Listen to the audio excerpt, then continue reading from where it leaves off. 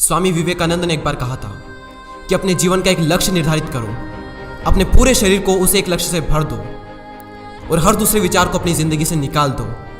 यही सफल होने का मूल मंत्र है। हमें से कई लोग डॉक्टर एपीजे अब्दुल कलाम साहब को इंस्पिरेशन मानते हैं, लेकिन क्या आपको पता है कि उनकी इंस्पिरेशन कौन है? स्वामी विवेकानंद। और सिर्फ यही नहीं, बल्कि निकोला टेस्ला, सुभाष चंद्र बोस, लाल बहादुर शास्त्री और भी कई सारे से लीजेंड्स हैं जिनकी इंस्पिरेशन स्वामी विवेकानंद है। आज हम स्वामी जी के जीवन की 3 कहानियां डिस्कस करेंगे और जीवन की बहुत बड़ी सीख है इन तीनों कहानियों में।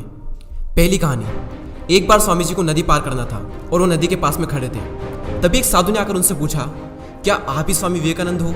स्वामी जी ने जवाब दिया कि जी हाँ, मैं ही स्वामी विवेकानंद हूँ। तभी साधु ने पूछा कि स्वामी जी, आप यहाँ पर क्या कर रहे हो? स्वामी जी ने कहा कि मुझे नदी पार करना है और मैं नाव का इंतजार कर रहा हूँ।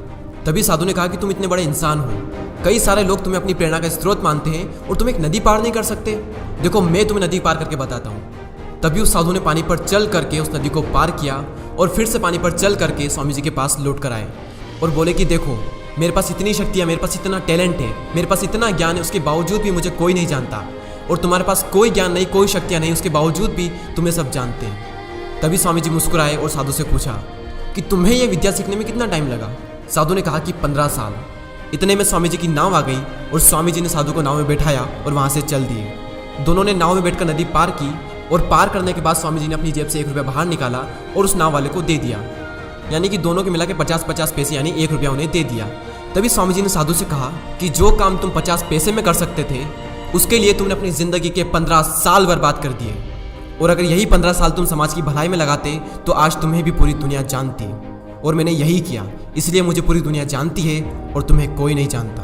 और स्वामी जी ने साधु से कहा कि तुम्हारी तरह कई सारे लोग ऐसी चीज़ों में अपने दिन, हफ्ते, महीने, साल लगा देते हैं जिनका उनकी ज़िंदगी में कोई मतलब नहीं निकलता।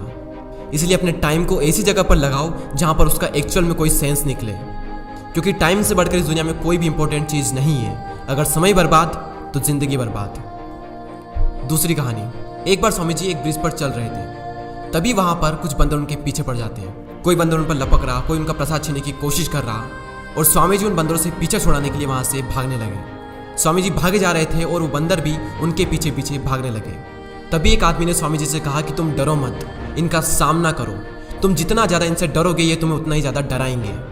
तभी स्वामी जी पीछे मुड़ते हैं और आंखें निकाल कर उन बंदरों पर जोर से चीखते हैं और तभी सारे बंदर वहाँ से दुम दबाकर भाग जाते हैं। और उन्हीं बंदरों की तरह होते हैं हमारे नेगेटिव थॉट्स, जिनसे हम डरते हैं। और जितना ज़्यादा हम इनसे डरेंगे ये हमें उतना ही ज़्यादा डराएंगे। इसलिए नेगेटिव थॉट्स और डर से डरो मत, बल्कि उनका सामना करो। इनसे तुम जितना ज़्यादा डरोगे ये तुम्हें उतना ही ज़्यादा डराएंगे। और अगर तुम इनका सामना करते हो तो नेगेटिव थॉट्स और डर भी एक दिन तुमसे डर जाएगा। तीसरी कहानी को सुनाने से पहले मैं आपको कुक्कू एफएम के बारे में बताना चाहूँगा। अब कई सारे लोग वीडियो के इस पार्ट को स्किप कर देंगे और एक लाइफ चेंजिंग अपॉर्चुनिटी को भी स्किप कर देंगे।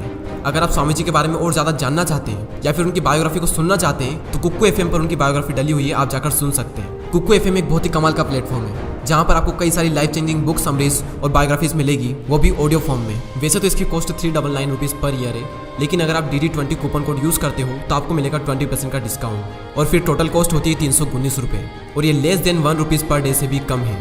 तो लिंक डिस्क्रिप्शन में है, आप जाकर एक बार चेकआउट ज़रूर करें।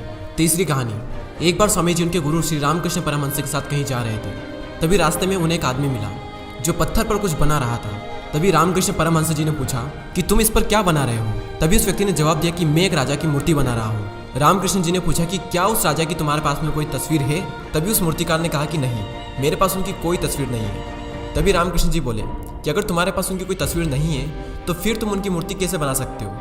तभी उस मूर्तिकार ने जवाब दिया कि भले ही मेरे पास उनकी कोई तस्वीर नहीं है, लेकिन मेरे दिमाग में उनकी स्पष्ट तस्वीर छपी हुई है। और कुछ ही देर बाद उस मूर्तिकार ने राजा की सुंदर मूर्ति बनाई भी। और स्वामी जी ये सारा दृश्य अपनी आंखों से साफ देख रहे थे और तभी उन्हें अपने कुछ सवालों का जवाब मिल गया कि अगर कोई भी इंसान अपनी ज़िंदगी में कुछ भी पाना चाहता है तो उस मुकाम की या फिर उस चीज़ की तस्वीर उसके माइंड में एकदम क्लियर होना चाहिए।